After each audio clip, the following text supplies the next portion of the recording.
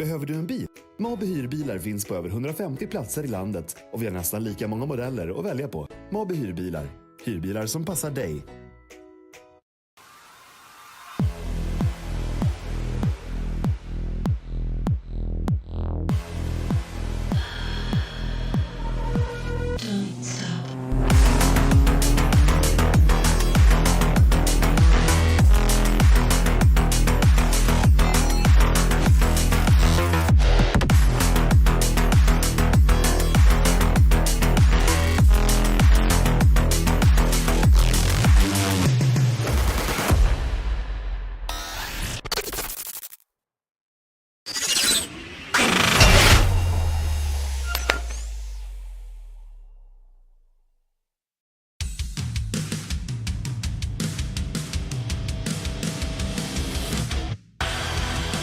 Today marks the dawn of a new day and a dawn of a new season.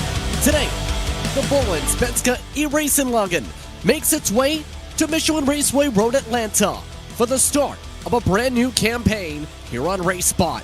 Welcome everyone to today's action for the Mabi Albiliar at Road Atlanta. Justin Prince, Joe Peak with you with Dane Bear producing. It's the start of a new season with the FIA F4 cars, as we look to see which drivers can make their way through the springtime with the championship. Looking at the schedule for this season, 7 different racetracks, each with 3 races apiece, Joe, and in turn, it's expected to be an exciting one all throughout this season. Yeah, it's an excellent schedule. Very curious what they're going to be putting, though, for rounds 13 to 15, considering the recent content that has come onto the service. But definitely an excellent mix as well between shorter circuits such as Laguna Seca, Road Atlanta, Oran Park, and then longer ones that you've got like Phillip Island and Zandvoort and VIR. So they keep these drivers on their toes, but a lot of technical and very fun circuits for this F4 car. And in turn should see some exciting action all throughout the season, with many of the top drivers from last season making returns for this campaign. One of the drivers to keep an eye on, Marcus Byfeld. He was a late addition to last season, and in discussions with the race admins, the Street Trends machine, well, was very quick, very unbeatable for much of the later parts of last season. Expect him to be one of the favorites today. He was the quickest in final practice. Amongst those also making a return, Jesper Eriksson. The defending series champion was second in practice for today's action. Expect him to also be towards the front early going of this season. Lots of drivers to keep an eye on, Joe, and with lots of the favorites from last year back, the intensity level expected to stay very high throughout the field today.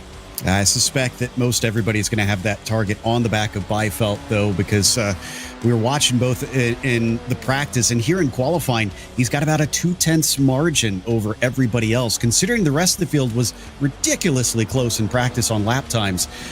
It's kind of impressive that he was able to pull a gap like that around a short lap like this, but you see him coming up and over the crest to try and finish the lap as we take a look at the format. 12 laps, and 16 laps on these 3 races. You don't have a lot of time, so track position's probably going to be pretty important. That's the very least to say when it comes to a race like this. You're talking about races maybe going about 15 minutes apiece in the first 2, about 20 minutes for the last, but that has an invert, mind you, to keep an eye on for the later stages in turn. Take a look as several of the other drivers work their way around the racetrack. Again, 4 laps of solo qualifying, just 7 minutes on the clock for drivers to get around the track. Amongst those who are a part of a trend that's building up from the PRL, blame Joey Tebben for this trend, the RaceSpot Favorite Driver Club. We don't designate the favorite driver. Linus decided himself. He's really from Bright Esports. And in turn, he's looking to pick up a lot of time here. He's one of those with the camera we have from him today. They're just trying to call a little bit of favor from the people up in the booth. I can't blame him that too much, but he brings it down the backstretch. This is going to be an important part of the track because these are not very powerful cars.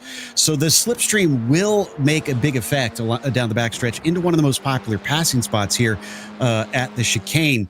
They expect most of the passes to frankly be into there. And with that draft, bringing the cars along, it'll likely cause a few draft trains throughout the race. In fact, dropping down the pylon right now is Broström in the midst of this. Just as Michael Finnison hits the wall there, Christopher Giros taking a look at one of the other StreetTrends.se Dive Bomber team members. Big contingencies of teams in this series this season. 20 different organizations registered to be a part of this campaign. Of those, that includes Force Esports, its team manager, once again the defending series champion. Yeah, Jesper is another one with a target on his back, much like we talked about with Byfelt. You win the previous championship, and that means you're the one wearing the crown. Everybody's going to be trying to beat you. And he sits in third, so Byfelt's got a good shot for that on this one. And he seems very relaxed, honestly. He's just kind of bouncing around here down the back straight. It does take a while to get down there in these cars at 135 miles an hour, so they're not whipping down there like their GT3 cars. But I can't say I've ever sat and bounced to a tune in my head during that. I think most people do. They just don't sing along with it while driving down the straightaway. Oscar Fredrickson, by the way, is currently second. He's amongst those who just put a toe actually in the qualifying lane because the drivers just finished qualification for the first round of the season. 43 drivers entered to start off this season. Let's see how they'll race it out here today from Road Atlanta. President Georgia, again, the host of this racetrack circuit, as we get ready to see how they zip around in the later day here in Georgia. Here's a look at how they'll start for the first race of the day. Marcus Byfelt, the defending race winner from a lot of races last season, starts on the pole, with Fredrickson second, defending series champion, and Ericsson in third. Then Andreas Backman in fourth, Olsen and Lenholm inside the top six. The difference amongst the top six, 0.4 of a second just about. Hugo Robb, and here's an interesting asterisk for the next driver. Yes, you're reading that right. That is the rear-wheel driver from GTD Racing and Mirko Bortolotti. He is the only driver from a different country in this series because he races for an organization based out of Sweden. Michael Hafedison, Adam Lundqvist will be behind him with Holbaum and Crook, your top 12. Back in the 13th spot for the start of the season, Christopher Giros and Alexson, along with Hellberg and Homer, Nylander and Helmbro amongst your top 18. Rest of the drivers scrolling on your screen for a big field of drivers today. Again, it's a standing start for today's action. It's very close when you look at the times today, Joe. Your keys to win with it being so tight just to even get in the top 30. Stay out of trouble, I think, is going to be the big thing. This is not that long of a track. There's a lot of cars out there. And like we said, it's a short race, so everybody's going to be aggressive trying to make up positions. You have to be smart, especially at the start where things are very difficult for the first few corners up until turn 5. Just about all set to go, waiting for the last of the drivers to make their way to the grid for the start of the season. About 5 seconds remaining on the clock in the sim. 20 minutes in total is on the clock, or 12 minutes, whatever comes first for today's round. We're quite happy with us as we start things off for a brand new season. We're underway from Road Atlanta. Byfelt with a good launch. Fredrickson looks to try and get alongside early as they head off to turn 1. Ericsson holds to the inside for third. 2 by 2 as they start things off for the brand new campaign and go up the S's for the first time. Gonna have to give space here into turn 3, so expect maybe a few problems. Saw someone get a little bit sideways there, but they caught it up, thankfully, and it looks very well behaved. It's still going to be treacherous through the S's, though. And a lot of drivers still trying to sort themselves out before they get to the treacherous turn 5 exit with those rumble strips. Many of the drivers up front already getting into a straight line up at the point. As they get ready for the long straight up through turn 7, the kink of turn 8, all the way down the hillside to 9, 10, and all the way to 10A and B in turn. Expect this to be your best drafting opportunity on the track today. Yep, like I said, this is going to pull a lot of drivers along. You're going to see packs form because it's going to be difficult to get away from one another. Fredrickson, I'm curious to see if he's going to try and make a move early. And Byfelt definitely feels under threat. Look at that. He's defending. He doesn't want to give up that track position yet.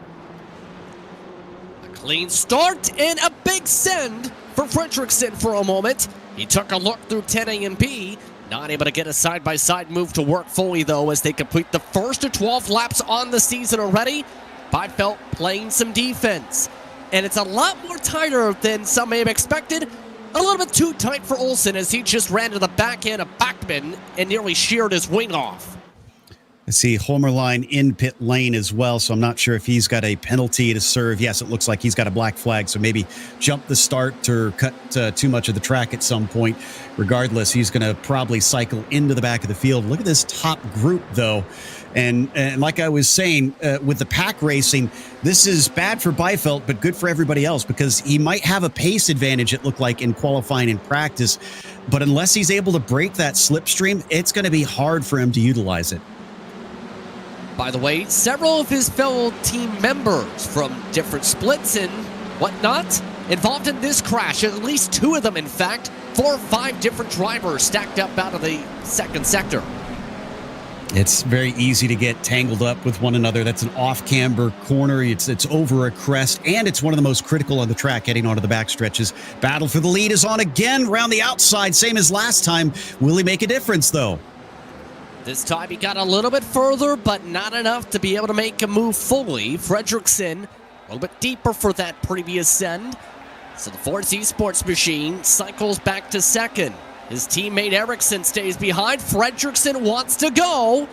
The Street Trends machine stays up high. Byfeld able to keep the power down as he keeps the preferred line for the start of the S's. It is so hard to try and make that pass into turn 1. There's not a lot of braking in there. It's high commitment. Kudos to both of them. They didn't lose positions, and yet they went side by side. This is the onboard for Fredrickson. He looks supremely focused. Look at those eyes. They're wide as saucers. Yeah, you can see just how much he's having to look around and behind with how tight the racing's been in the pack so far. The one-time Porsche Cup Swedish Championship team champion driver, keeping things tight up at the point, trying to keep the pressure high. Keep in mind, Hugo Robb is the tail end of this grouping. The top 6 have started to break away for the rest of the pack. It's another good run. We've seen this twice now, lap 3. What has he learned from the previous ones? Every driver's always taking notes, and you got to try something a little bit different. And it looks like he's much farther alongside. If he can outbrake him, he can chop to the apex, but he's not quite clear. Not quite clear, but he does get the break from Byfeld. There's a chance of a switchback attempt, though. We'll see how this breaks down in the next moment or so. Byfeld providing a lot of pressure now in turn. Big blocks already as several of the Force machines look to try and follow their teammate. Ooh, they almost made contact, it looked like, and he was able to keep it out of the grass. But round the outside of turn 1, Byfeld is fierce today, side by side through turn 3, and somehow they're going to keep it going. Both those drivers behind them have got to watch out. This could go south in a hurry. Marcus Byfeld, one of the quickest drivers in hot lap speed on the platform in the league scene in this car, getting extremely dicey. Oh my goodness, I think they nearly ran each other's front wings over as here comes the run from Hugo Robb. It's going to try around the outside of 6. You got to be ready for these sorts of situations to be able to try and pick them up. We're on board with Jesper Eriksson, who's going to be able to beat Robb around there. And then off track, I think that was Bachman that found himself into the grass. So in turn, that shuffle 1 back. You see how many cars at the back half of the field are zipping around 5 and 6 already. Already zipping up at the front, though. Byfeld looking for the lead. 2nd, 3rd, and 4th also being contested. How about offset 3 wide as well in the next group? Byfeld takes the lead back. 3rd spot held served by Ericsson. Olsen had to hold serve aggressively because Svenska and everybody else from the second pack gained the half a second. That's how aggressive the racing. We're not even halfway, and they just had a half a second cushion follow up from the swaps. Fredrickson going to try that inside move once again. They're getting very, very close to one another.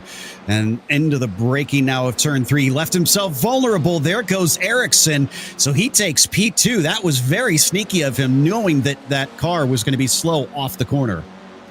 So he passes his teammate. In turn, Ericsson having to gain a lot of time back to get up there. Look at how much time they lost just for the one swap. You're talking about 1 second back now. And this is where cooperation could become very paramount here amongst these drivers here. Yeah, if Byfeld is able to break away, that could be lights out on this one, especially since we're getting close to the halfway mark of this race. He's at about a second ahead. They're still going to feel some of that draft, but much more than that, they're going to lose touch. Hugo Robb, though, he doesn't want to wait. He wants to go. He's one of the GazX Racing drivers. He is the teammate to Bortolotti, the real-world go-kart racer. Not able to make it work. In fact, he lost himself a ton of time with that move.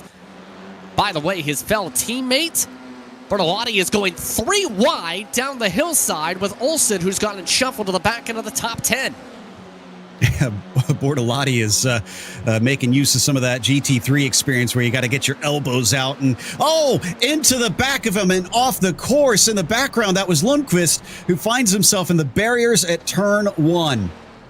From night spot to the sand trap, that was off the contact with Olsen. In turn, that takes the 67 out of contention for the next race at the very minimum. In turn, though, that's just how the aggression levels seem to be playing out. Lots of close calls. One driver just about to hit the wall there, we just seen. Yeah, and it's easy to do that in turn 5. I'm trying to figure out who in the world that was, but I think they got away lucky because I didn't see anybody at the side of the road there on the exit of 5. But this has definitely split things up at the front. That's why we're now back kind of here farther into the mid-pack where things have been just as frantic. We just haven't been able to cover it with the battle for the lead. It's been exciting to say the very least in the early going, how this race has played out. Here's what happened, though, to Lundqvist. You can see offset 3 wide for a moment. It settled itself until right here. Yeah, he was so focused on the car behind, he didn't realize he was heading in a little bit quicker than the car ahead, made the contact, that unsettled it. And like I said, that's a high-speed, high-commitment corner, so when you go off, it's usually not a small off. Just past the halfway point for the opening race of the season. For those who have not seen Svenska racing action before, 3 different car classes of racing in this series, including the FIA F4, the NASCAR Next Gens, as well as open wheel. Hafidison spins it around the 81 from 5th spot. All the other drivers had to zip on by to avoid. That was at a very bad spot. Yeah, thankfully he didn't hit anything or anyone, so he's able to carry on. But that is a really dangerous place to wind up prone across the track. He's kind of lucky that nobody ran into him. I think he was far enough off the racing line, thankfully. Turn 3 is basically single file. It's blind. So once you're on a trajectory, that's where you're going. And it's hard to try and change if you suddenly find a car basically stopped on the track in front of you. Taking a look at some of these trains, and amongst those keeping an eye on, this is Bortolotti. Trying to make the move right now for the 6th position. And getting the slingshot, in fact, well done on Lindholm. Lindholm had an off-track last time by, mind you. Now, talking about Bortolotti, the Italian racer, again, the only person from not Sweden in this series. He has a very lengthy resume, to say the very least. He's raced in multiple different open-wheel classes, including Formula 1 as a test driver. He's been in F2. He's had experience in F3 in Italy. He's won a couple times in the 24 Hours of Daytona, mind you, with GT3s/GTDs, and amongst those as well, with plenty of racing experience across Europe. He's expected to be very quick, to say the very least, this season. Yeah, and that open wheel experience is critical. It is so different from driving 10 tops. You have to kind of get into a different mindset. And these would be the cars that he pretty much cut his teeth on. So this will be familiar territory, like getting into an old shoe. So far, so strong for his debut on the season. Remember, qualifying towards the back half of the top 10. Here is what happened to the 81. He's back in 15th now. So easy to do this on your own. So lucky he didn't have half the field hit him. Yeah, you have to clip that inside curb pretty hard. I think maybe a little bit too much speed, and when he bounced over it, the car just wasn't settled by the time he came off the exit. The rear said, nope, I am not gripping after that. By the way, Bortolotti trying to catch up to his teammate up inside the top 5. Coming down to the final 4 laps of this race, the top 3 have broken away from everybody else. That top 3, Byfeld, Ericsson, and Fredriksson. Robb essentially leading the second pack of drivers. So at this point, if you're this far back in the later stages of a race like this today, what's going through your mind knowing, yes, you're a few seconds back, but there's the chance of potential mistakes to catch back up here? Well, you got to remember that there's points on hand for each of the races, so you have to be thinking, big picture here. This is one race. You got two more in this event alone. So take what you can get in this one race and then go for it a little bit harder later. Already we're getting the lap traffic as drivers try to stay out of the way. Those are some of the drivers involved in the first big incident there as they stay in a line up at the front of the field. Remember, the point structure essentially 50 points for the race win per race, 45 for second, 42 for third. Then it goes on down by about 2 points from fourth on down from 39 all the way down to the top 20. Points all the way to 35th. You get 2 points for being on the pole. That going to Marcus Byfeld already. You get 0 incident points. You get 5 points. To get the fastest lap in a respective race, you get yourself a few more bonus points as well there. The clean sweep gets yourself another 5 points. Essentially, you get 0 X's, fastest laps in every race, you get another 5. Yeah, and I think those bonus points are definitely going to pay dividends. Jesper clearly knows he's on camera right now as he gives us the thumbs up, but he's been putting a lot of pressure on Marcus. Credit to him. He and Fredrickson might have to team up a little bit to try and see if they can get by him, but they also might have to wait until the end of the race, because even if they get by Marcus, he's also going to have that slipstream. But we've seen, it looks like it's not a slam dunk deal today. You still have to try and outbreak your rival and get by them through that chicane.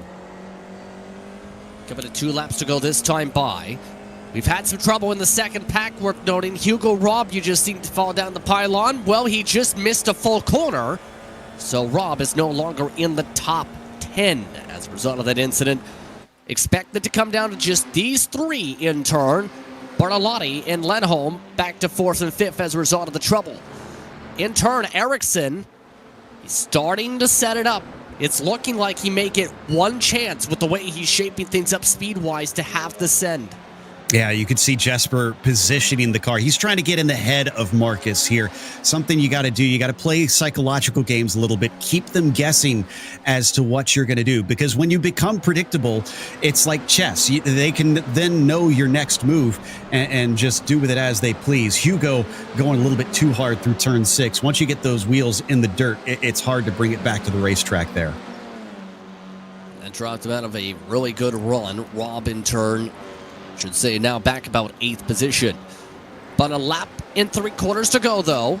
Ericsson staying within a car length down the straightaways. Fredrickson staying within a car length of Ericsson.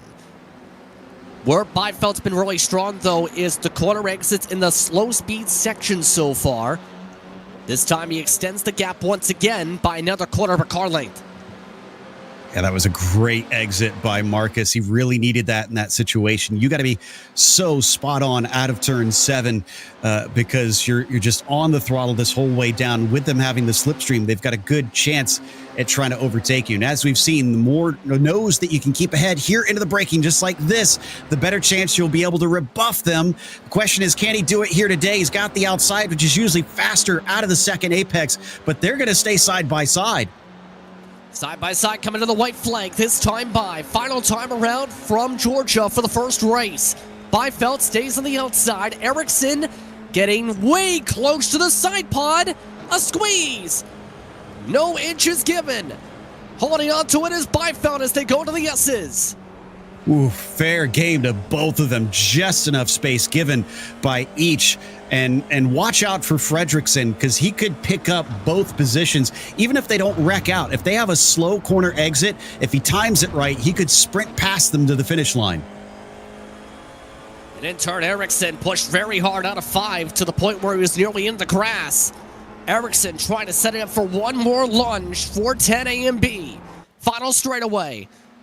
Byfeld drifted the tires a little bit this time. Ericsson looking for the slingshot. This is going to be fascinating because it might wind up being the latest of the late breakers. Let's hope that they don't overshoot the corner. It can be easy because it's downhill into that braking zone. Ericsson's got a run, a block attempt. There's the one move for Byfeld. He stays up high side. Ericsson goes up the inside. Peels away Byfeld's preferred line. Ericsson sends it, sticks it. Jesper Ericsson takes the lead out of the final corners to take the checker flag and win the first race of the season. And look at that. Beifeld's not even going to get second place. Fredrickson beat him by the smallest of margins in the end. It was all of about a few hundredths of a second at the line for second place. Eracingligan had to make the bold move and made it stick. And a team 1-2 for the first race of 3 in the opening race day of the season. Fredrickson able to get second, as you mentioned, by a couple 100ths. Keep in mind, there is very little cooldown time between races 1 and 2 today. These drivers will have a grand total of about the next 90 seconds to reset before we go to your next starting grid. And we had some big movers considering how few laps there were. Pontus Nordgren went up 17 spots from 43rd to 26th on that one. That is how you do it. So in turn, the drivers now will get themselves situated and ready to go for the next race. Still waiting for a few more drivers to finish before things switch over. But keep in mind, the starting grid will be the exact same from race 1 to race 2. The invert doesn't come into play until the final race of the day. Currently just waiting on the laps of the drivers before we can show the last of those respective competitors. I believe the last has just crossed the line. So keep in mind, Jesper Eriksson again picked up the victory by about 2/10 just now. As they get ready in the next 2 minutes to hit the racetrack. Fredrickson, Byfeld, Bortolotti, Lenholm, and Backburnham, once your top 6, are about to hit this track in the main group in just a moment or so. See that on screen in the next moment or so with Christopher Garros and Hugo Robb, 7 and 8. Here's those results to help show that grid. Then you have Alexson and Holmbaum. Then behind them, Hafidison and Eriksson amongst your top 12. The difference from 1st to 12th today, about 14 seconds. Salander, Holmner, Neptune are also on that next page. Along with them is Kamara, Olsen, Yankee, Hellberg, and Alardev. Then the drivers outside the top 20 who look to have a better run today: Johansson, Ullman, Loudon, Broström, along with Schut, along with Nordgren, Lundgren, along with Dan Sigurdsson, Jonsu, along with Joe Medlin in 30th position. A lot of the drivers from here on out had rough races to start the season. Broström, Philip Haney had some near contact a couple times. Holmgren had a black flag from the initial start. 1 lap down for Crook and Nylander. Wallenstam finished the lap down as well. 2 laps down for Frisk. Helmbro at one point was 3 wide for some spots and had some incidents late. Lundqvist DNF'd along with Modin, Peterson, Forsell, and Lundberg. So in turn, 43 drivers yet again looking to reset here. They have the next 20 seconds to regroup, Joe. What do you take from race 1 to learn from for this one? I think if you're one of the drivers that had a bad race, don't panic. That's the main thing. Stay calm. Look at it as opportunities. Now you've got cars to pass. You know you've got the speed. Just make sure and stay cool and collected and make the right decisions. Clock starting to reach zeros right now for the gridding process, so we're just about set to go. We reset the lap counter. 12 laps for race 2, 20 minutes, whatever comes first. Eriksson this time in control on the inside, Fredrickson on the outside. Green flag is out. We're racing for round 2. Already side by side with Eriksson, off to a slower start. Fredrickson trying to stick it outside. Keep in mind, the racetrack much hotter for the second race. An increase of 12 degrees Fahrenheit for the second race as they're single file into the S's. Yeah, nearly 100 Fahrenheit on the track right now. It is pretty steamy, and I see some cars that are losing a lot of positions on our timing tower. So I suspect that there's a few that have had an off there through 1, 2, and 3, but very single file at the top of the field.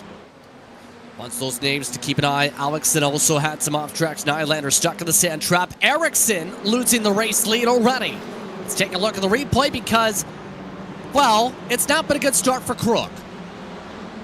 Yeah, I'm not too surprised. With so many cars out there, eventually something was going to happen into the first turn with 3 races today. So hopefully they'll be able to come back from that one. And a second incident up and over turn 3 for Atkinson, unfortunately. Now, I think Eriksson maybe gave up the lead because remember, that's his teammate. He's going to try and get it back now. And yeah, a little bit of early braking from Fredrickson. They're playing nice right now.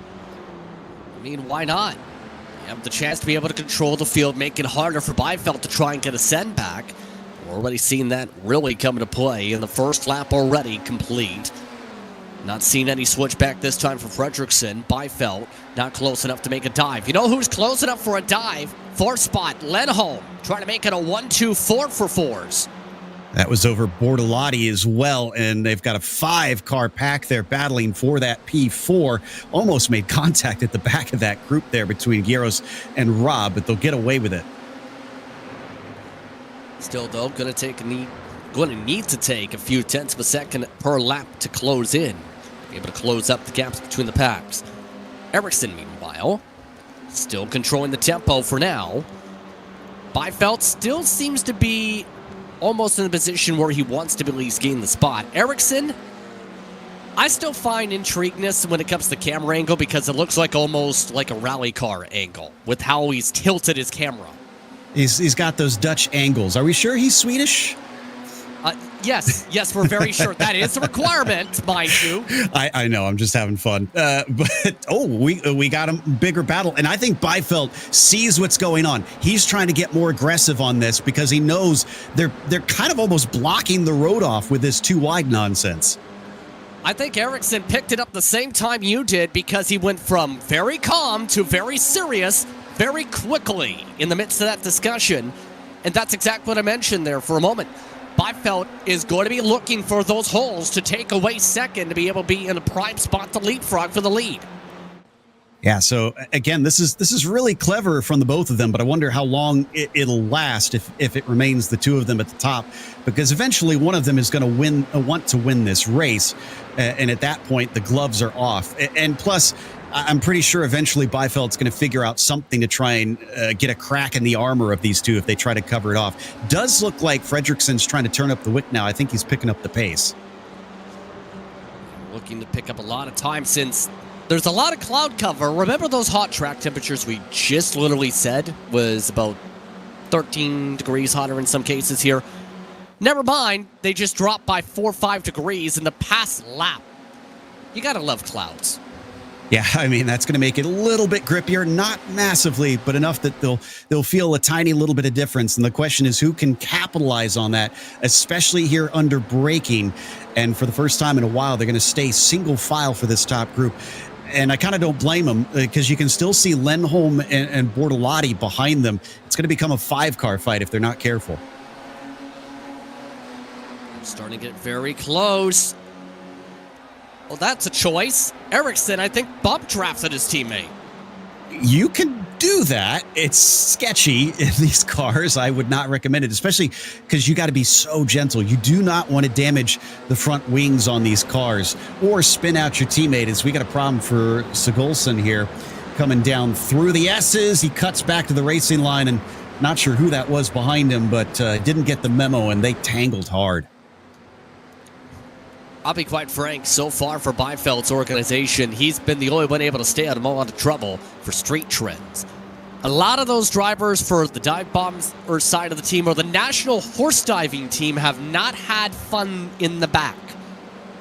I have questions about the name horse diving and what that implies.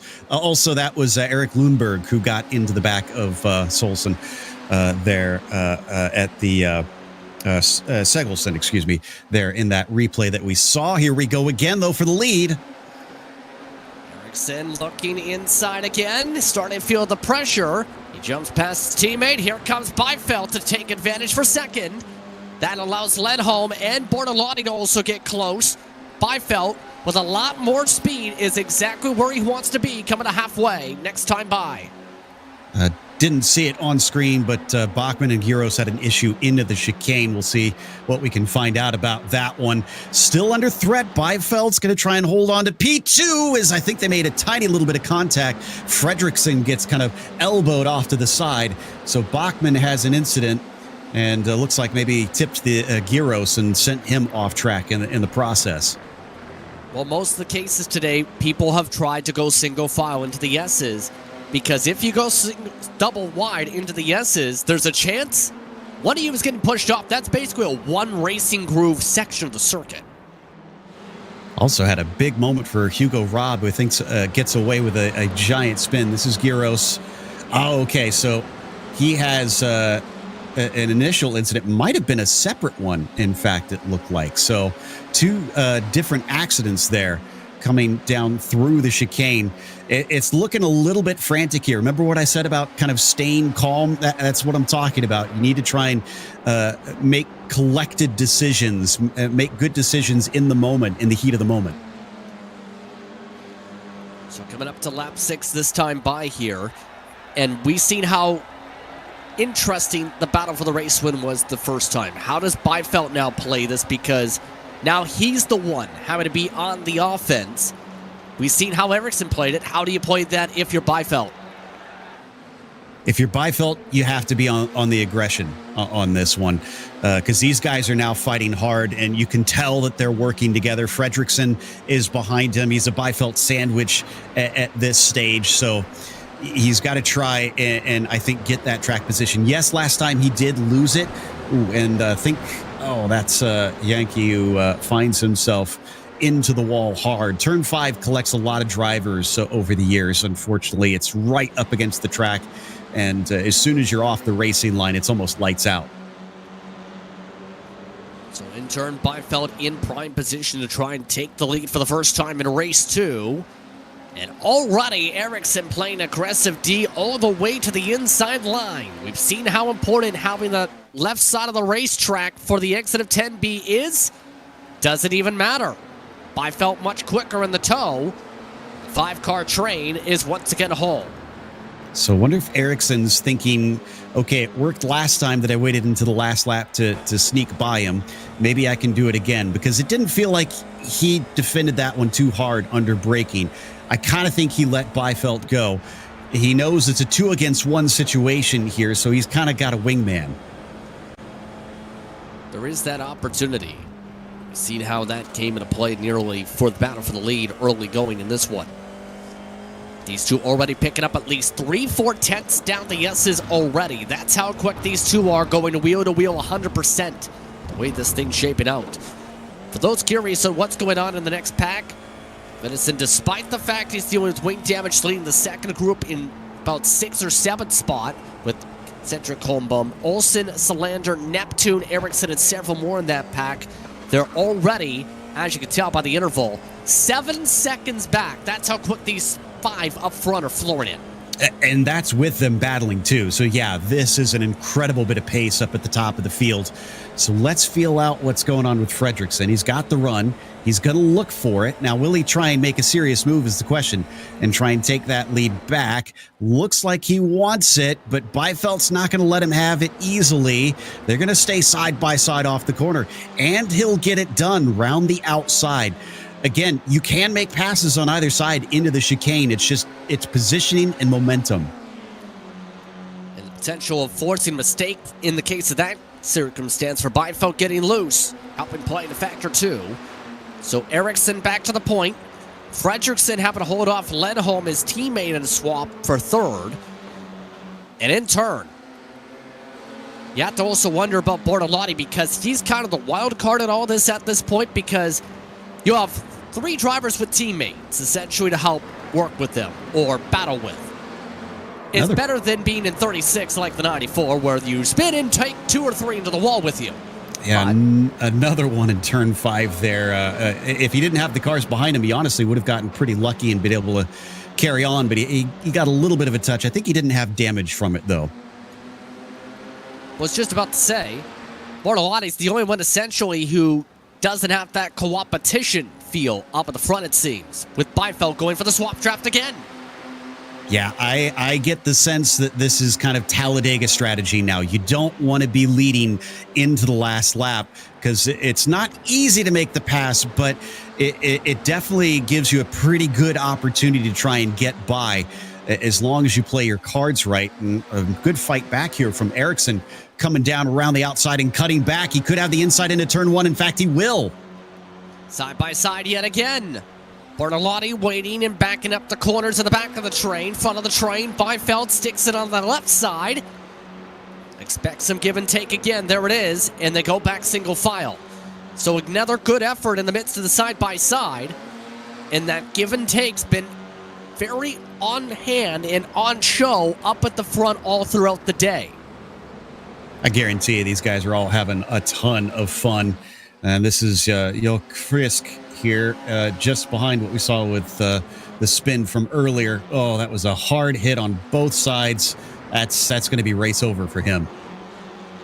By the way, for those who just noticed that Pylon just had the whole second group fall apart, that's because the whole second group just fell apart. Holmbaum did not get single file with the Fittison and took at least 3 cars into the grass.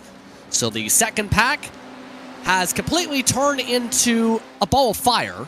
As I just finished that last sentence, another 2 cars just wrecked. So the entire second group is gone. Yeah, Selinder had a self-spin, unfortunately, coming off of turn 7, all on his own, just maybe felt the pressure. In that pack racing, you've got to be cool as a cucumber. You have to be comfortable with other cars racing you close constantly and having no way to get away from them. This is what happened to Holboom. This is out of turn 1 and up into 3. Now, I don't think this is by himself, considering it's too wide. Oh, yeah, Yeah, that's the fireball you talked about. Drivers just tangling with one another. It is hard racing side by side in open wheelers because you can't lean on each other the same way you can in tin tops. Down to about 2.5 laps to go this time around. So far, Byfeld and Ericsson, the leaders, along with Fredrickson, all throughout this race so far. For those curious who's got the fastest lap in this one, it is Ledholm, actually. He's been amongst those who have not been making passes. He's just been sipping the draft and waiting in the 4th position. There it is up at the top of the screen with the 120.4. Yeah, the draft can give you a good chance of trying to get the fastest lap, even if you're not in the main group. So you can steal some bonus points that way. And we're going to see a couple cars get a good fast lap here coming down into the braking, following along on his teammate. Fredrickson going to try to ride his coattails, but it doesn't quite work. Ooh. Oh, Ericsson nearly spins it in front of the field, and everybody holds on to it. Byfeld with a good check. Fredrickson nearly hit by Ledholm. And everyone holds on single file, coming to 2 laps to go. Now defensive line from Ericsson. Byfeld doesn't fall for the bait, lifts off the gas, and allows everybody to get back in the queue. I know it's a Swedish club, but usually you don't want to do a Scandinavian flick in an open wheeler. So great job by Ericsson to hold on to that one. Little bit wide there for Byfeld, dipping 2 wheels into the grass. Got to watch out. They're not the tallest curbs here at Road Atlanta, but if you bottom out these cars, we've already seen it here at turn 5 a couple times. They're going to spin out because the wheels are going to lose traction and you're just a passenger at that stage. Eventually, somebody in the midst of some of these battles, likely race 3, is going to bottom out and it's going to cause a lot of trouble. But for right now, we head down the straightaway yet again with Ericsson. This time, leaving a lot of space for Byfeld to get some draft. The double toe as well from Fredrickson. Fredrickson, does he go? He wants to go left. Byfeld goes right. Now it's Ericsson staying to the left side. Fredrickson goes back to the outside line for 10A, and Byfeld charges through 10B for the lead. Ericsson tries the diamond, tries to go for the cross. Side by side, coming to the white flag once again. Byfeld and Ericsson for the 2nd straight race, going back and forth for the stripe. That was very savvy by Ericsson, and another good exit there from Fredrickson. Ledholm also just behind him, trying to shove him forward and hurry him along because he wants him to get that position in hopes that he can follow through into the top 3. I thought they were going to make contact. Byfeld gave almost no room to Fredrickson.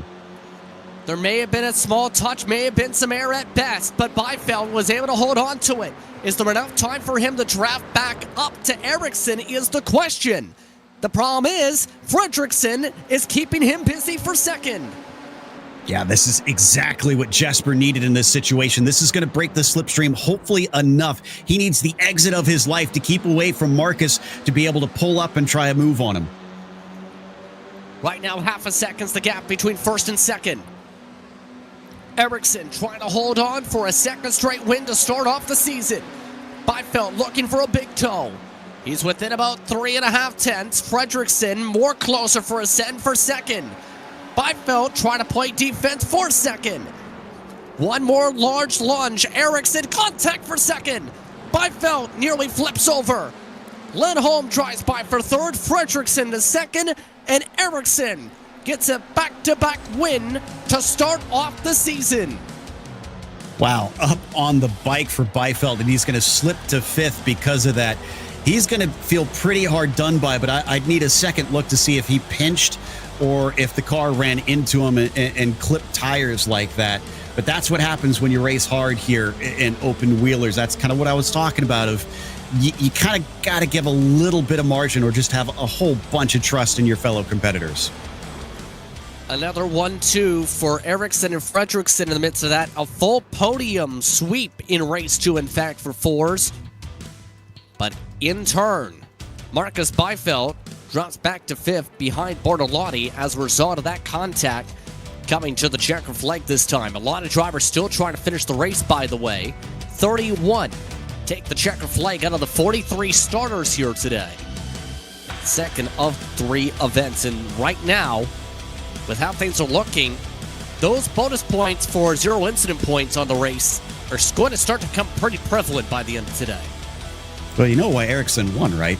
He kept it on all fours. Yeah, that's pretty simple. Exactly. I couldn't resist, I'm sorry. Understood indeed, but drivers now getting to the warm-up session as they get themselves gathered up here. Let's take a look at those unofficial race results if we can, because Jesper Eriksson picking up a second straight win starts things off with a strong points position. Then it's Fredriksson and Lindholm in the second and third spots. Bortolotti, Byfeld, Olsen, Eriksson, Robb, Allard, along with Kamara amongst the top spots here in the 10th position. Klaas Lauden finished off in 11th, Slender in 12th, Schott, Johansson, Helmbro, Alexson, Lundgren, Heroes, along with Jonasu. And on the pole for race number 3 will be Pontus Nordgren with the invert today. He was 37 seconds back. Anton Ullman is 5 seconds back and will be starting 21st instead today. Then it's Hein, Crook, Peterson, Orzel, along with Sigurdsson. Then it's Borostrom along with Hjalmard, along with Linus Borostrom, last lead lap. Neptune was involved in the chaos with a fireball to finish in 30th position today. That's Bachmann, Homer, along with Finnison amongst those several laps down. Holmbaum also 3 laps down in the end. Linus Hallberg followed by Adam Lundqvist. Then Wallingstrom, Lucas Holmgren not able to recover from the black flag in the first race. He finished 38th of the DNF in race number 2. Moden, Frisk, along with Janke, Lundberg, and Nylander, rounding out your entries in race 2. With that being said, less than 3.5 minutes until we hit the grid for the third and final race of the day. Let's take a quick break. When we come back, we'll see how drivers fare out from Road Atlanta.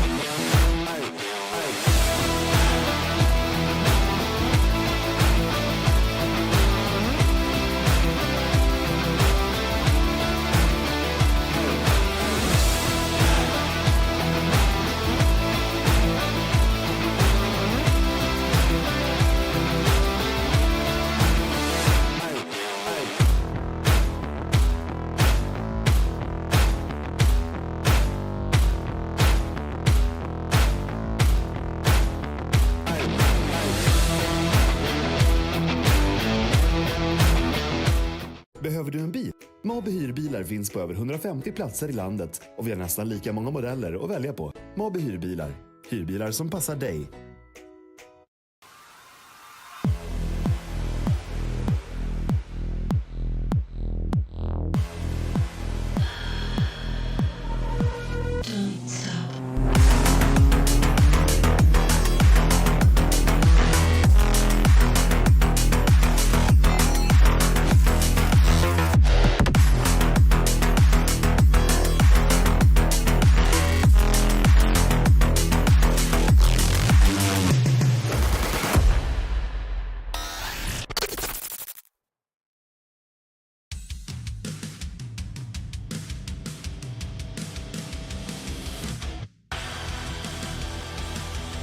or to Georgia for more coverage of the Bohlin Svenska Eracingligan as we continue our coverage of the opening rounds of the season from iRacing's virtual Road Atlanta.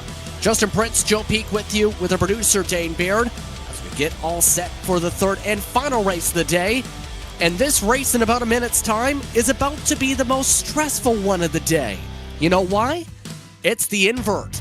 And in turn, 16 laps to get from the back to the front if you're amongst your contenders today. Yeah, this is where those drivers that we saw up at the front really showed their mettle. Because it's one thing to start the race up at the top, and we did see they've got the chops to race one another. They had lots of battles back there.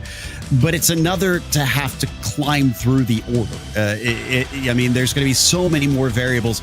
These invert races are usually the messiest of any that you're going to see, just because everybody is all trying to sort themselves out according to pace all at the same time.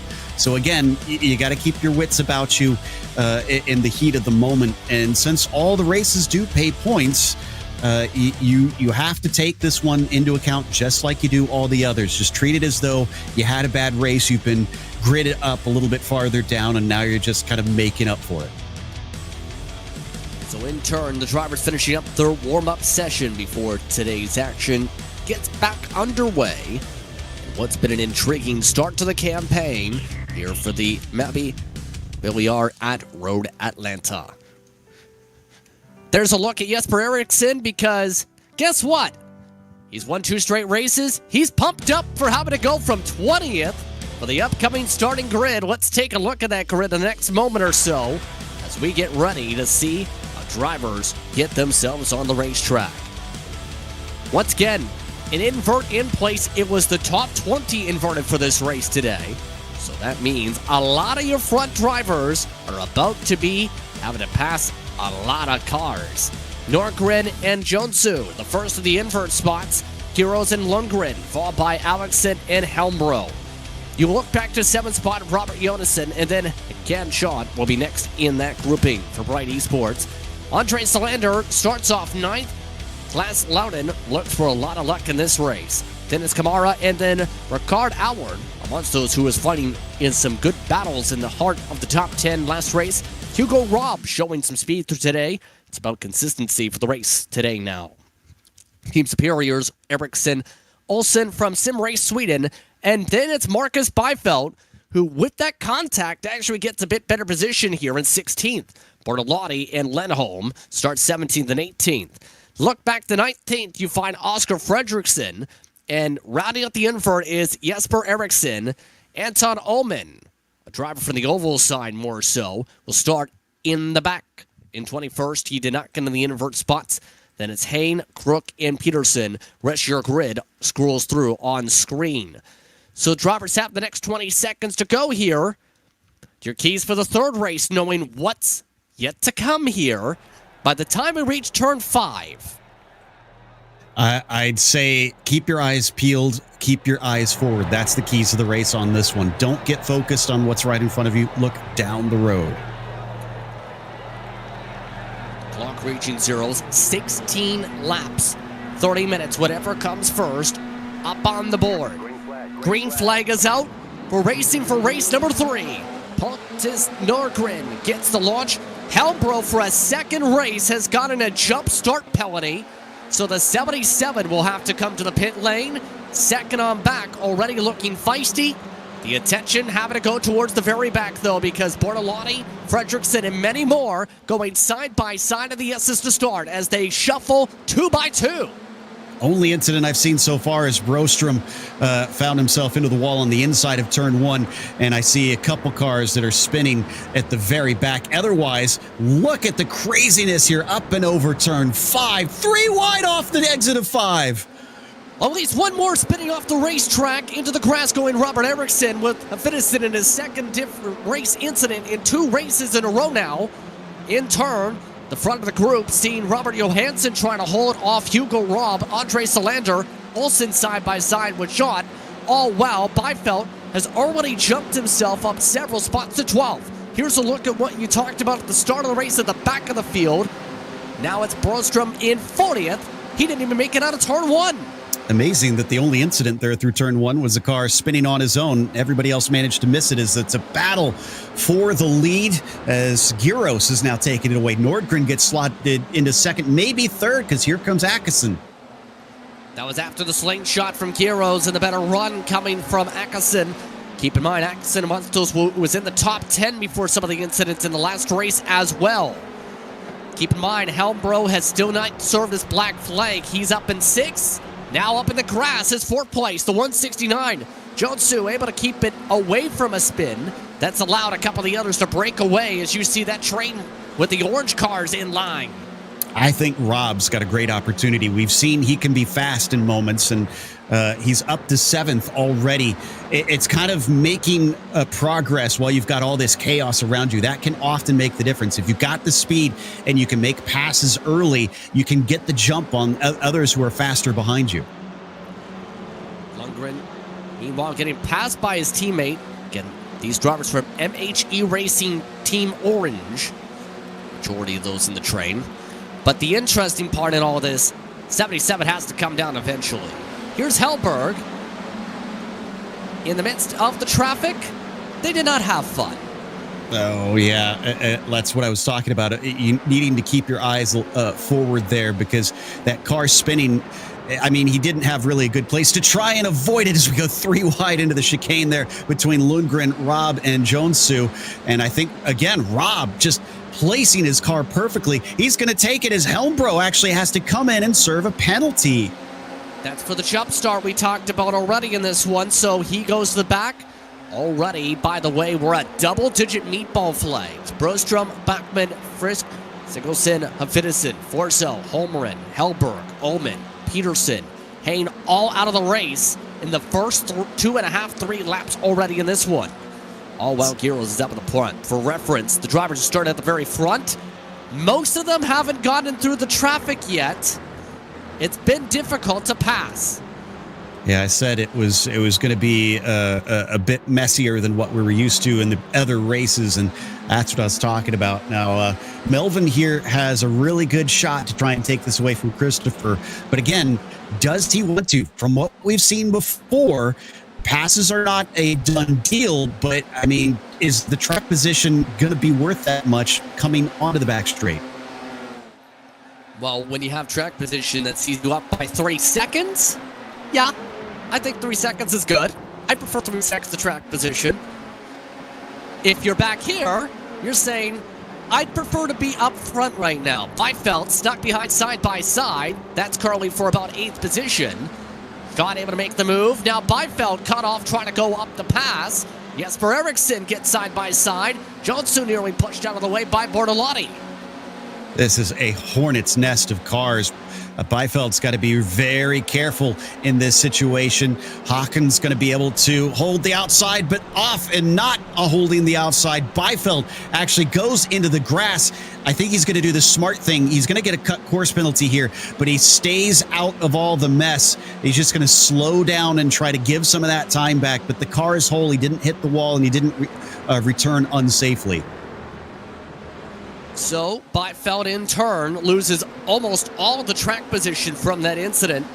Jesper Eriksson, prime position to be the points leader now in turn if he survives the next little bit in this race. Behind him and in front of him, Solander's some trouble. Side by side also building up as they zip on by the troubled car. Solander having some bad luck from 7th position spinning it out. Yeah, you're trying to get the throttle down as soon as you can off that corner, especially in such a big pack. So we've seen a few drivers do that where they just get greedy on it and the rear doesn't want to grip up and around they go. But getting back over to the Eriksson showcase, he's up to 6th spot in the midst of all this. Now here's the big question. Does he have enough raw pace to gain, 8 seconds on the leader? Last time by, Gyros ran a 1:21.5. I mean, I wouldn't count anything out. This is one of the longer ones. I think Ricardo Lar just had a massive incident because I saw him spinning off into the barrier in a big slide there for one of our drivers trying to play catch-up. Jesper Eriksson is indeed trying to make up those 8 seconds. Bohlin to the S's once again, and welcome back to being on camera. I think he's got the broadcast above his left side. He's got some bad news possibly on the radio because Jones soon nearly just about collected his teammates in the 13th spot from a spin. But outside of that, the focus has to be pretty simple. Go get that next pack, because the pack behind you is 3 wide and the pack in front of you is 2 wide. Also, I have to say, as someone who no longer has that full head of hair, I'm very jealous of the looks there of Ericsson. Meanwhile, Nordgren, who looks a lot more serious and moody with his shot here, is on the chase. He's from 5th, trying to catch up to Olsen. Nordgren for Feather Online Gaming, currently in the 5th position. He has a few teammates expected to run throughout the season, like Christian Gantz. See how that organization plays out in the later stages. But up in front, the top 2, Giros and Eckerson, have just continued to break away from everyone else. 4.5, near 5 seconds up in front. Just keeping him honest here, coming over the crest. Kind of that's all he really needs, and that's what I was talking about before. Yes, they've got the track position by having 4 seconds over Rob right now, and that's good, but Rob's probably going to start hunting them down. But with the 2 of them, it's not going to mean a lot until we get to the last lap and try to make that decisive move. So for Melvin, I almost wonder if he should try and play nice with Giros, if they should maybe even leapfrog here. I'm not sure if that's what they're going to do, and Christopher is going to let him go. But that might be their best chance. If they can make more lap time by switching back and forth here on the backstretch, then that could keep them farther away from Rob, so that it is only a 2-car fight by the final one, but it's not going to. Melvin goes off. Off the circuit, the 1086, and that's going to put him up for grabs, possibly for Hugo Robb. Robb is coming, and so is Ericsson. Ericsson's gained a second this time by. He's now in the draft already of Nordgren. Yeah, here's the onboard with Jesper. Nordgren just in front of him. Still has about 6 seconds to make up. Could definitely do that here over the next few laps, especially if the front cars are making mistakes like that. Oh, big slide there for Nordgren in front of him. You could see the tail hanging out. You can tell as well that Ericsson going to have a lot of anticipation to make this pass quick. Oof. That was a little bit too quick. Yeah, that was unexpected, and thankfully he had just enough room that he's going to be able to sneak by. You can see he's gotten serious again, and it's going to be 2 positions. Nordgren now dropping behind Bortolotti as well. Yeah, I was about to say, he's been handling himself well. Mirko has been throughout all this traffic, keeping lockstep with Ericsson. And now that you take the hours out of the equation, it's going to be interesting if you throw Bortolotti in here, if he can be in the conversation for his first win of this series after getting his first podium last race. Yeah, Jesper has got himself a good opportunity here. Olsen obviously becoming a bit of a threat. You can get flashes of them as they go across the screen. He's right behind Rob. I wonder if he'll maybe just hold the coattails and follow him up to Atkinson, which I think has come down to now about half a second. Yeah, you can see there in the background of the shot, they have definitely caught up to second place, Melvin. You know who's really benefited from the invert in this race so far? We're at halfway, mind you, of it. Alexander Olsen. The reason I mention his name is, remember, the 292, who's next up the road in the mix to this battle, had started up in the front, then ended up getting passed by some of those in the lead pack, and then got shuffled to the teens by the end of the first race. Couldn't recover the positions in the second race. And now that it's calm, you have the 292 that's staying up there and now is next in queue for these 2 to try and battle against. Yeah, up and off that turn 7 corner, you can see them just flirting with that curb on the exit. This car can take some of them. You don't want to bounce it around too much, and he's going to have a nice pull down the backstretch here to help speed him up. Bortolotti versus Ericsson. Bortolotti doing a very, very good job in his first showing in this series, especially with how frantic the racing has been. Speaking of frantic, another mistake from the 086 just about caused a stack up for second. Hugo Robb had to get off the gas and quickly Olsen jumping up into the podium positions in turn. And that cost all these drivers a fair bit of time. Mind you, Olsen is actually up 12, and now he's up none. He flips upside down. Big crashes that involves Bohlin. Ericsson somehow survives it, and a vicious crash to the S's. You got to pay attention to your spotter. There was a wreck up ahead. He tried to cut through it. Now, granted, Rob tried to pull forward in it, but the space was just not there for either car. I think that was errors from many drivers in that whole situation. Just when you think it's going to look great in terms of the run, things boil over once you pass the halfway mark. And attrition hits fast. Olsen. Yeah, the one that did that right was Ericsson. He came out ahead. He emerged in second place with nobody between himself and the leader. He got a little bit lucky because the track kind of cleared as he approached it. But now, here you can see on screen, just he is in the clear. If he's got the pace, he can fully unleash it and try to chase down Christopher. Keep in mind, before the incident, he was 0.7 of a second quicker than the race leader in Gyros. He's 5.6 seconds back. Here's the crazy thing. He checked up, had to get through the incident, right? He still gained 0.2 of a second. That's how quick Ericsson is on his own right now. This is legitimately going to become a fight for the win, possibly, in the final lap. Yeah, and this is where Christopher, again, has to stay cool and collected. Hit your marks. Don't look at that F3 box. Turn it off. Turn off your mirrors. Just look at what you're doing in the car. Hit your brake markers. Hit your turn-in. Hit your apex. And do whatever pace you can. Let the race happen, because whatever you do is going to affect this a lot more than whatever Ericsson is going to do. So don't worry about him. Speaking of Ericsson, Moses. What else can you say? I mean, sometimes the racing gods smile on you.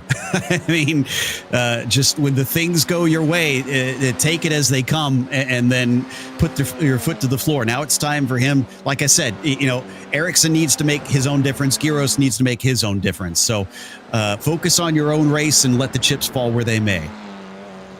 Gap is under 5 seconds, by the way. Sin has fallen back to about 6 seconds nearly behind Gyros. So with about 5, maybe 6 laps to work with here, Ericsson continues to be on pounce mode. 0.8 of a second gain the past time by. Many of the drivers are spaced out as well in the midst of all this because, well, everybody who is grouped together just about crashed in the past few laps. So the intensity level is likely going to pick up pretty quickly here. Yeah, no doubt. But Ericsson, last lap across a 120.7. Look at him. Even he is, I think, a little bit stunned that things have turned out the way they have. Just the biggest smile you could ever see there across his face as he knows he's at least got a second place in the bag on this one.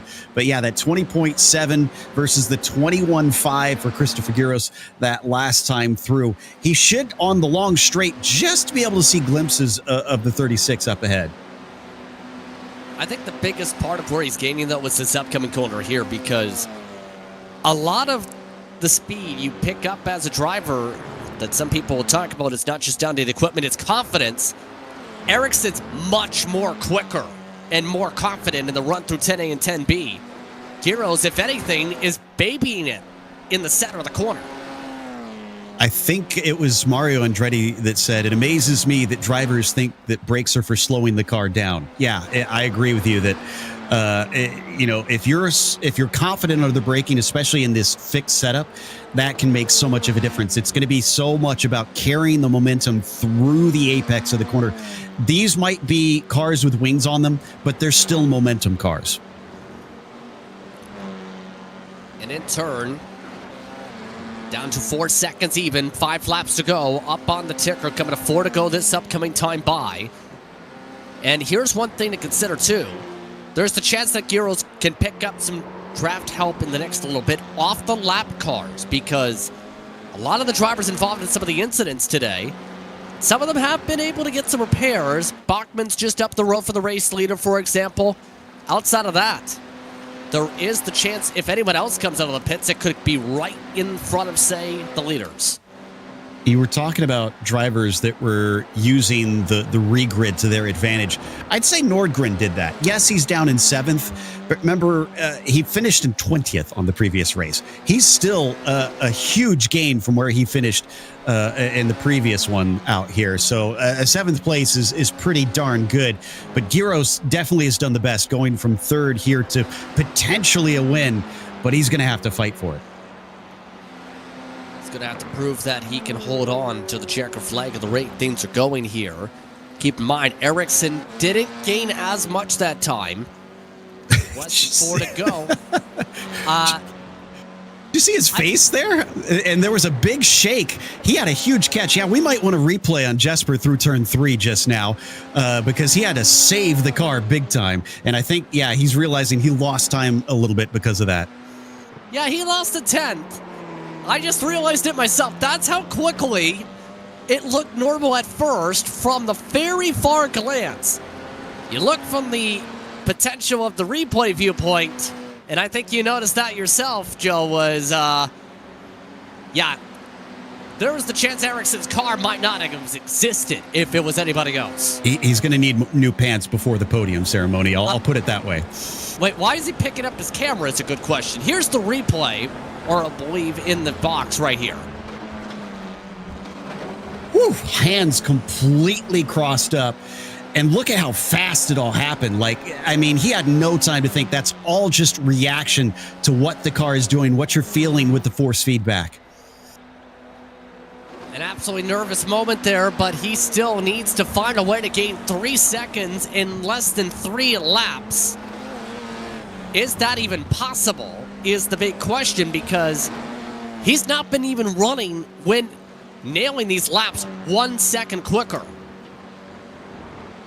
Yeah, again, that set him back a little bit. He's got to make up more time. He's pushing hard. I just watched him as we turned the cameras off of him. He went way wide off of 5. He kept it out of the wall, but I almost feel like maybe Jesper's overdriving the car a little bit now. It's panic time. Yes, you're in good points paying position as driver, but you want to win, you have to go and get it at this point. It's going to be difficult. That's the big thing.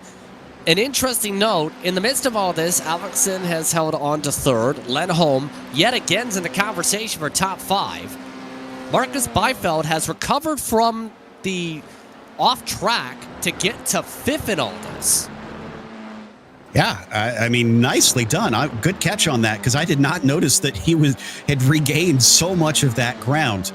So the 105's trying to at least collect some good points on this one. He's going to be a bit frustrated after today, though, because remember, 2 wins were on the cards for him, and both slipped out of his fingers. He's made up for some of it here on this one, but there's definitely some missed opportunities.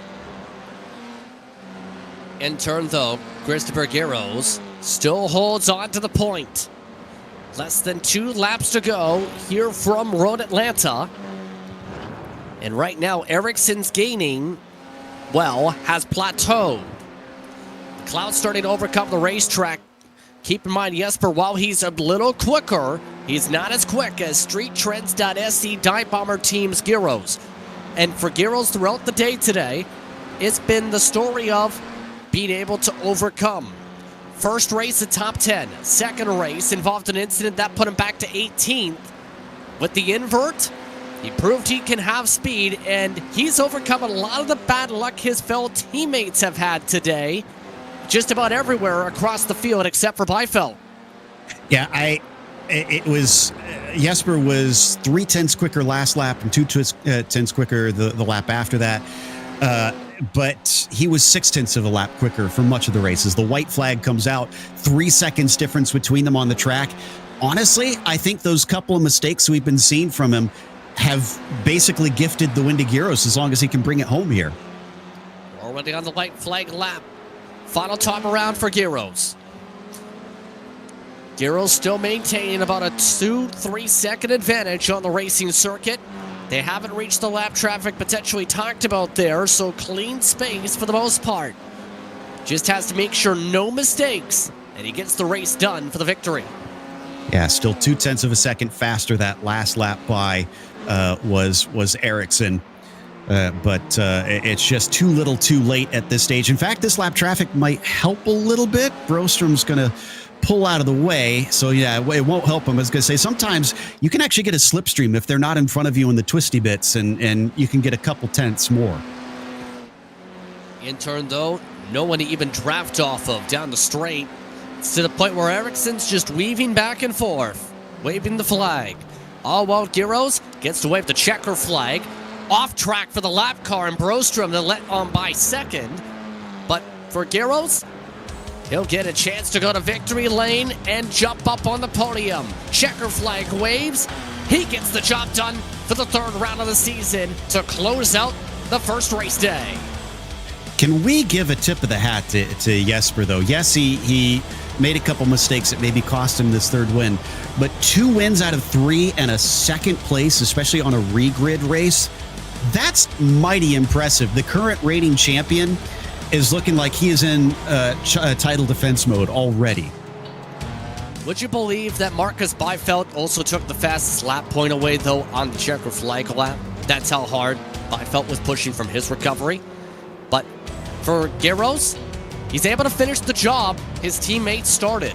Be in contention for Street 10 trends all day for race wins. Giros this time in position to capitalize in the invert spot. Yeah, and last of them are coming across the field. This one saw a lot fewer on the lead lap than the previous 2 races. Only 22 of them. It got just a little too messy, I think, out there, as with a few drivers probably licking their wounds. So the celebration for some is on. The photo op is on for some of the orange cars, it looks like. And for many others, it's about finishing the cool-down lap. In turn, 43 drivers started off races here today. And in turn, the final of the drivers have now crossed the line. So let's take a look towards those unofficial race results here today. After an eventful third and final race, the opening day of the season for 2024, from January through April. The battle is expected to be busy and exciting today. Indeed exciting. Christopher Giros in turn with the invert, able to go from third to first and hold off a hard-charging Ericsson. 19 spots gained just about. 18 in total for Ericsson is the farthest he can get. He gets the second. Then it's Ericsson, followed by Lenholm and Byfeld. Fredrickson, Homer, Holmbaum, able to get to 8th spot. Then it's Neptune and Johansson in your top 10 of the checker flag. Andre Salander finished off at 11 today with Kamara and Norgren on the second page. Linus Brostrom able to get to 14th. Lundgren and Helmbro able to recover from a black flag to get to 16th. Moden and Moden, followed by Yankee, and rounding at the top 20, Allard not able to get in good spots from the invert. 21st spot went to Robert Eriksson. Canshot finishing off in 22nd. He was the last on the lead lap. A lot of drivers 4+ laps down today. Siegelson, Homerin, Melmed, along with several more amongst the DNF list. You have Wallingstem, Bachman, Crook, and then Alexander Olsen back in 29th. Hugo Robb 30th. Mirko Bortolotti back in 31st. 32nd going Lundqvist. Then it's Barn Brostrom with Yortzu, along with Forsell, Lundberg, Frisk, and Ullman. Phil King did not have a good race day today. He finished 39th to end the day.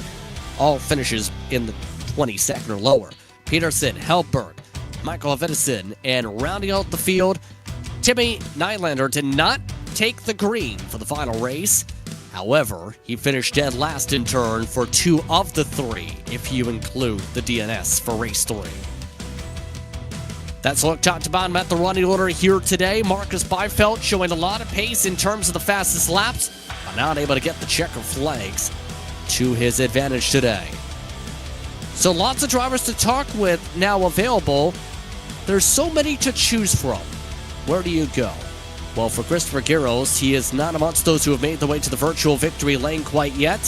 So why don't we go to second in race 3 and first in races 1 and 2 first. Jesper Eriksson is now joining us. First things first, you've had an adventure today. How would you describe the exciting battles of race 1 and 2 first? Oh man, the first thing I just want to say is I just want to thank my team so much for the whole race, and especially to Oscar for race 1, just being the absolute best teammate and best friend he can be. I told him you can pass me if you want to, and I was like, no, you go.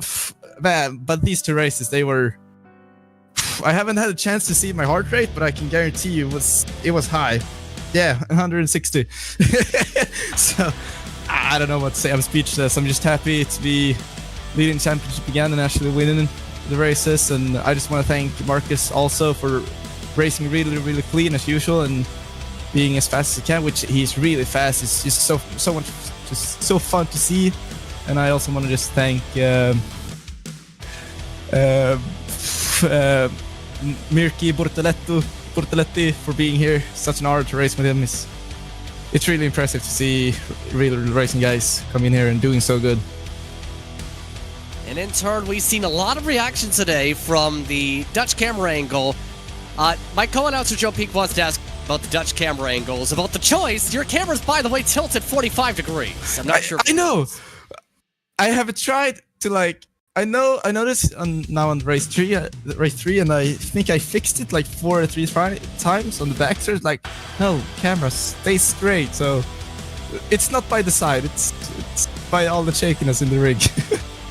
Well, in turn, though, you had a lot of big saves. Talk us through the push to try and get to the leader in race 3, where it was to the point where you nearly spun it a couple times. No comments. No, but I'm looking at the race 3, my save here, and I have never been so close to just spin out. I still get goosebumps watching it. I still get scared, but I don't know. I really tried to push and get the clean sweep, but couldn't do it this time. Hopefully some other time this season.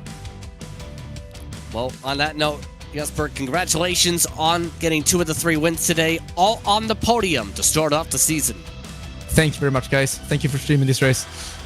Jesper Eriksson getting the job done in 2 of the 3 for wins, and getting the job done definitely for the point standing side of things. Amongst those who did have some adventures in terms of the infield, amongst those who started towards the front, let's go to the 086 next.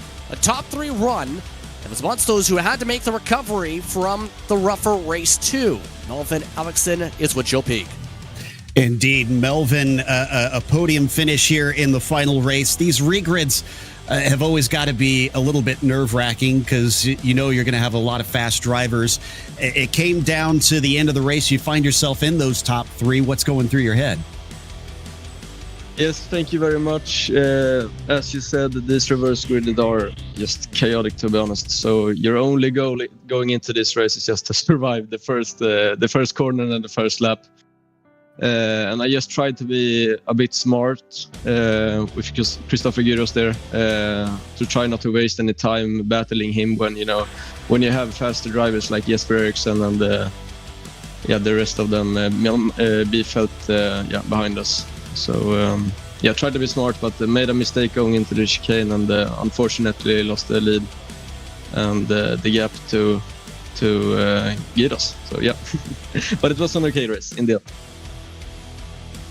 What did it feel like down the backstretch with the slipstream? Because it seemed like it from our perspective, it wasn't a done deal making the pass easily, but it certainly looked like you were pulled pretty far alongside your competitors. Yeah, absolutely. You could kind of figure out that you had a move going on, and at the end of the straight, and you just had to. It wasn't really a easy pass, as you said. You have to really send it at the end of the break zone, which is a really fun overtaking opportunity. And I can bet that you saw a lot of action there today. So yeah, I think the slip in was perfect today, actually. Also, you guys bring in a little bit of fun with Bortoletti. Did you get any stars in your eyes seeing the GTD driver suddenly show up? Yeah, we saw that he raced here, and we were really thankful for him to doing this. And you could see that he is a proper real-life racing driver, driving very cleanly and respectfully. So yeah. Well, great stuff. Melvin, congratulations on a podium in the third race. Hopefully we'll get to talk to you at Laguna Seca. Thank you very much. Melvin Axon finishing third. I do believe one of our other podium finishers for the previous races, Justin, has caught up with Oscar Fredrickson. Yes, indeed. Oscar, trying to figure out how to pronounce the middle nickname, Triangle Trady Fredrickson, is joining us now. How would you describe the first two races? Second place in both of them. Yeah, I would say patience and planning, just of the massive slipstream on the straight. But it was really fun, really tight to control. So great race. In turn, talk about the coordination with your team boss, essentially Jesper Eriksson, in those races in turn. Yeah, we were kind of talking all the time, just planning lap by lap, trying to figure out how to stay ahead of the other guys or keep the slipstream to the guy in front, depending on where we were. So kind of just swapping around all the time, trying to help each other. So really, really good teamwork. So in turn, the next race going to California, WeatherTech Raceway at Laguna Seca. Your thoughts on the hilly circuit in California? Yeah, that's a fun track, but it's gonna be a really good race. We have, for most of us, another race the Tuesday before at the same track in this car. So probably gonna be a lot of practice going into that one. Good to hear. Well, congratulations once again on the podium runs in races 1 and 2 and the top 10 in race 3. Thank you. Fredrickson, straight to the point, finishing solidly in each of the races here today. So just about wraps up those standing by amongst the podium, except for one. Why don't we throw in with Joe Peak? One driver who quietly was either on the podium in race 2 or just in the conversation for it for a top 5 every single race today. Quietly in this one was Even Ledholm, finishing in 4th in race number 3, 3rd in race 2, 5th in race 1. He's with Joe. Yes, Even, it's obviously going to be difficult in these cars with so many of them packed around the track. Did it kind of go as you expected out there with such a huge field on a short circuit? Yeah, in the beginning it was very tight, and I had some problems getting through the field, but I had some close moments, but overall it went pretty well. Yeah, it's pretty difficult to navigate through the field, especially at this track, but it was great fun, and I made it to the finish line with a car in one piece, so with a great result, so I'm pleased. I mean, based on what we saw, yeah, that's still a tall task trying to get to that checkered flag with the car in one piece. What were the curbs doing to the car today? It looked like a few drivers were bottoming out in a couple places. Were there spots that you had to be extra careful? Yeah, some corners was very tight, and if you took a bit too much curb, you could spin out in the wall. I was close a couple of times, but yeah. You have to attack the curbs to be fast, so it's a risk, but you have to take it. Probably going to be something to consider as well when we head off to Laguna Seca. Do you consider that a strong track for yourself as we go to California? No, not yet. I haven't been racing on that track for a long while, so we'll have to see. I have to do some practice, and I hope I'll be fast here as well. So, well, I think it's a fun track. So. I do, yeah, I do as well. It's a wild roller coaster ride. Well, again, congratulations on the good results today. It looks like staying out of trouble served you well. Yeah, I did. So that was the number 263 Lindholm finishing 4th in the last race of tonight. Justin, I'd say we had a lot of fun today. Very fun, to say the very least. You're talking about 2 intense battle for the wins in races 1 and 2. And a lot of intrigue for race 3 with the invert. But that leads to a lot of attention for the rest of the season, you'd have to think, because you have Laguna Seca up next, as you mentioned, to a couple of the drivers. VIR after that in February. In turn, not quite the same track up next on the schedule. No, it's definitely a different track. It is a short one, once again. But it's a very, very technical track. There's a number of slower corners, although it's got its own mix of faster ones. And of course, we can't not talk about the corkscrew and trying to go over the crest in these cars. They're formula cars. You are sat way low down in them, so you can't see a thing as you approach it. You really have to have that turn in and angling of the car correct. So So once again, that will be at about 8 p.m. local time. That's at approximately 2 p.m. Eastern for those watching across the United States or North America. Catch all of that here on RaceSpotTV. On that note, though, it's time to say goodbye from Georgia. For my co-announcer today and Joe Peak, for our producer and Dane Baird, I'm Justin Prince saying thank you for tuning in for the start of a brand new season of Svenska Eracingligan, brought to you by Bohlin. We'll see you next time when we go to California and see who is California dreaming to victory out west.